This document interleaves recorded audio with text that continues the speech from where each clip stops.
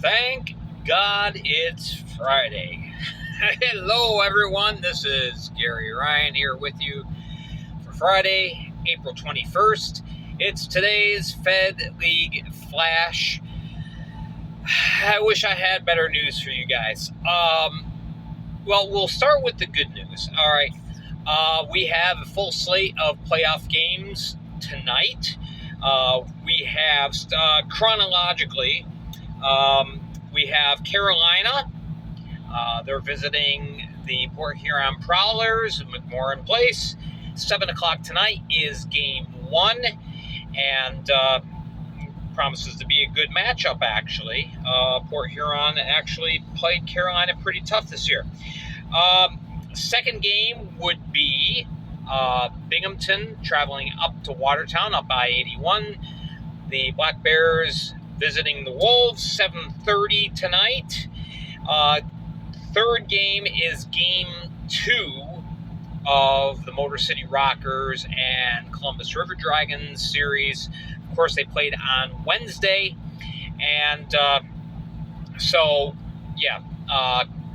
Columbus took the first game 2-1, so they could finish it out tonight.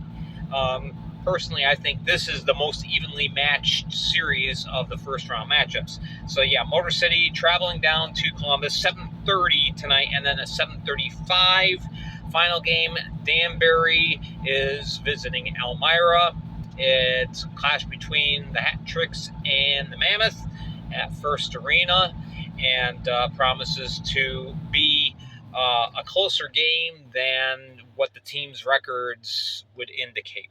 Elmira has actually played Danbury pretty tough the last few times they've met, even though Danbury swept the season series. So let's get into the nitty-gritty. No official announcement has been made yet because it can't be. But, the Delaware Thunder have been evicted from the ice complex at the Delaware State Fairgrounds in Harrington.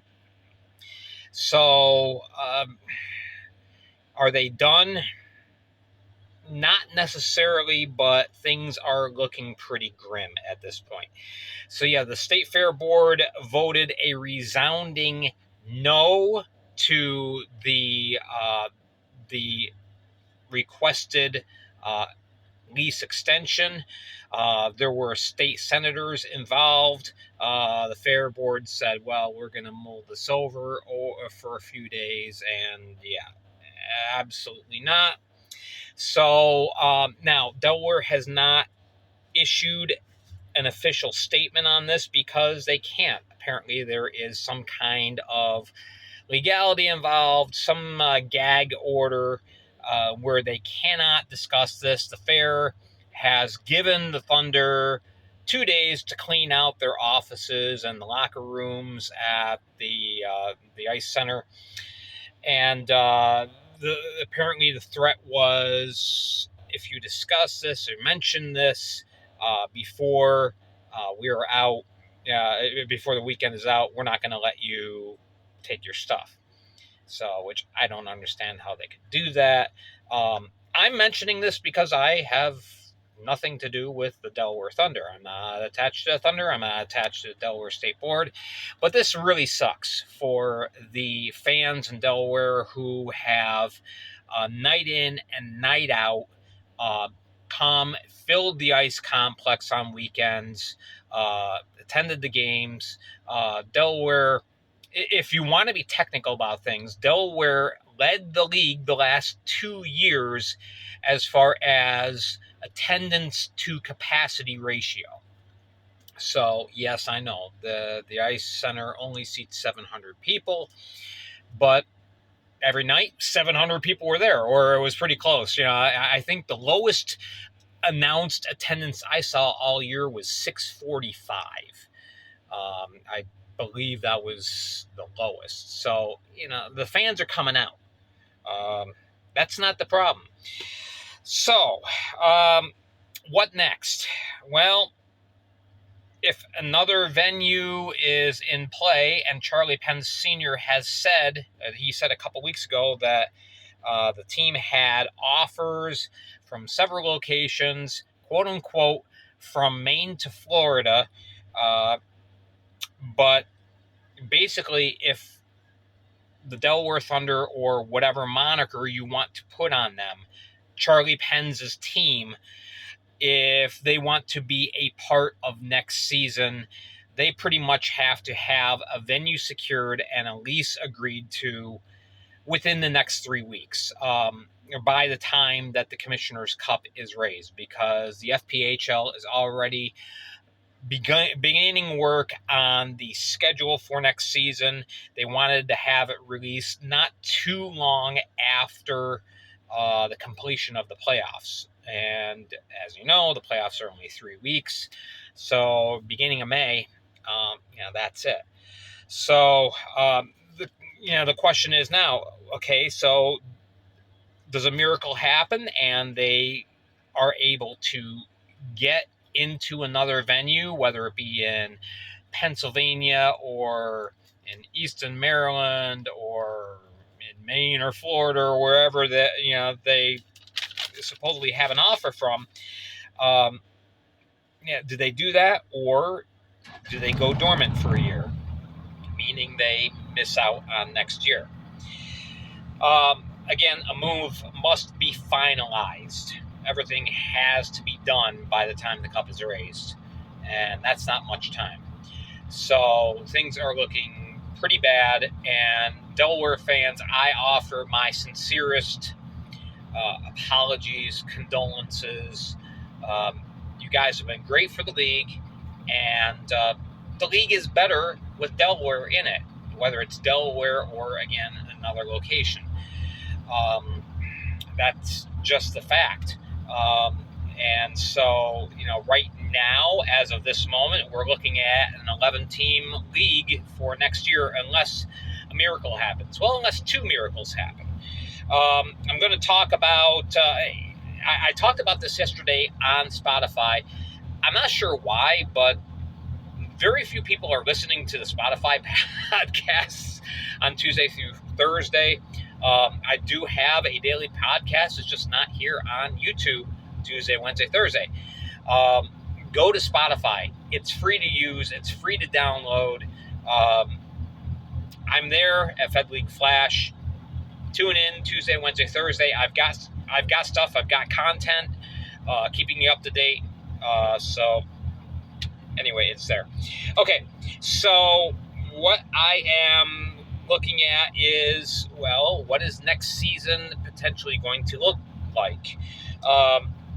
Now, I also discussed yesterday Danville. Well, yeah, the arena board is, I'm recapping this from what I shared on Spotify yesterday. The arena board in Danville has been accepting applications from prospective owner groups. Barry Soskin is one of them. He's not sure how many applications have come in. If others have come in, he said, I submitted my proposal, so here it is.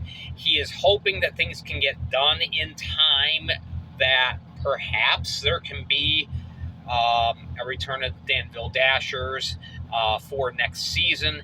But chances are, because politics get in the way and, bureaucracy takes time for whatever reason, it's more likely that if Danville says, yes, we want the Dashers back, Barry, you're our guy, you're bringing the team in, okay, great. Chances are all the I's won't get dotted and the T's crossed until next season, the 24 to 25 season. Also, there's the rumors about Atlantic City, a group wanting to bring in a Fed team there. Again, odds are very, very high there that won't be completed until the 24 to 25 season. So, right now, the odds are that we're going to have an 11-team league next year. I'm not saying that that's definitely the case. Something can still happen. But anyway, the question is, what would an 11-team league look like? So here is cheesy graphic of the day. Just kind of marked everything. That is supposed to be Michigan. That is supposed to be New York, with Connecticut kind of attached to the side. So what I am thinking is you probably have an 11 or a 6-team division in the north, a 5-team division in the south, probably get renamed.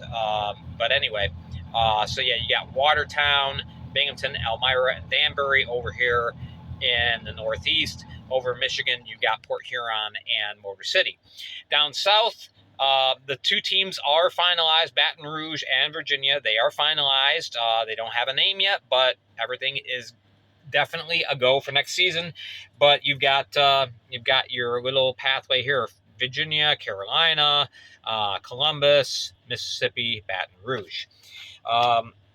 Obviously, the league is going to be setting up an unbalanced schedule to cut down on travel times because obviously you see how strenuous travel is, especially in the playoffs. I mean, we're talking about Carolina playing a game tonight in Port Huron. Then both teams get on the bus and head right down to Winston-Salem for a 7:30 game tomorrow. I believe it's 7:30.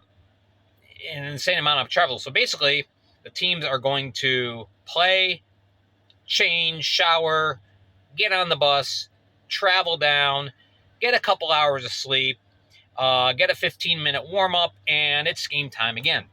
So that's a lot of travel. And hopefully we don't have a situation where one or both of the buses break down. They knock on wood. So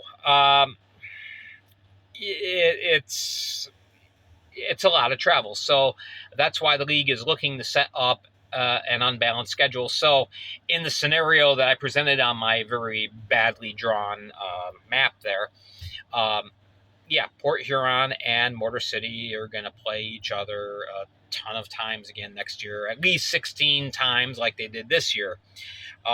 Unless somehow, some way, Danville enters the picture. And then, okay, now you've got the 3 teams in a small geographic area.